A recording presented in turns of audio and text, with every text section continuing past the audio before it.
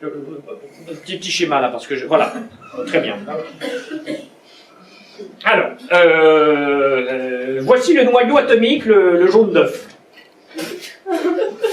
Mais il faut faire simple parce que sinon vous n'allez pas comprendre. Hein. Vous allez encore me dire que vous ne comprenez pas ce que je vous voyez, le noyau, c'est le jaune d'œuf. Voilà. Cette espèce de contour un petit peu flou qui du coup dépend de la viscosité de la poêle et de l'œuf, c'est le nuage électronique. Le nuage électronique, c'est là où sont les électrons. Voilà, les électrons qui peuvent être finalement plus ou moins proches du noyau. Et alors ça correspond à des quantas d'énergie. Ça vous intéresse pas? Ça vous intéresse pas? Là, vous êtes mis tous les trois au premier rang pour boire de la bière, c'est ça qui se passe? Hein? Alors la conférence du professeur Van de Burde, oui, mais pas à jeun, parce que c'est barbant, c'est ça que vous voulez dire? Hein? Je reprends.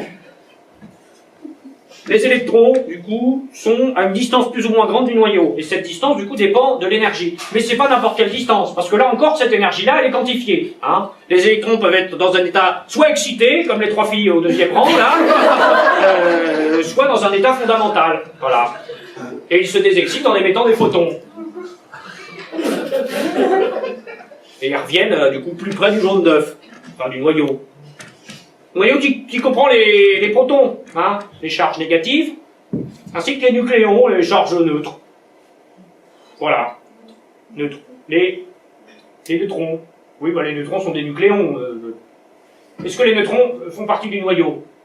Oui, bah, c'est des nucléons. Voilà. Donc, ne cherchez pas que vous avez tort. Voilà. Là, si vous voulez, si on est... voilà, si on compare l'atome à une élection, hein, voilà, alors les électrons vont être les candidats qui voteront pour les électeurs qui voteront pour un candidat, les protons seront les électeurs qui voteront pour l'autre candidat, en sachant que les protons sont des électeurs qui sont beaucoup plus gros et gras. Hein, je ne dirais pas pour qui ils votent, mais voilà, les électrons sont plutôt fins, voire minces. Les électrons sont très mobiles, ils bougent partout, ils s'agitent, etc. Alors les protons, ils sont extrêmement statiques. Là encore, toute analogie avec la politique, rien à voir. Hein. Et alors il y a les nucléons, les neutrons, hein, qui sont des nucléons, comme vous l'avez justement fait remarquer, qui sont les abstentionnistes. Ils participent pas, et puis alors autant d'abstentionnistes qu'il y a de protons, de gens qui voteraient positif. L'analogie s'arrête à peu près là. Des questions? On est allé assez vite, mais c'est clair? Oui, au fond, oui. Les positrons, ils sont... Quoi, les positrons? Ils n'existent pas artificiellement, les positrons. Enfin, ils existent qu'artificiellement, les positrons. Il faut les créer en laboratoire, sinon à l'état naturel, ça n'existe pas.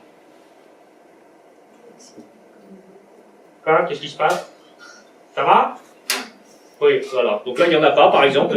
Alors, il n'y en a pas pour plusieurs raisons. Il n'y en a pas parce qu'il n'y en a pas dans le schéma. Il n'y en a pas parce qu'ils sont créés artificiellement. Et il n'y en a pas parce qu'en fait, c'est un schéma d'œuf au plat. Alors,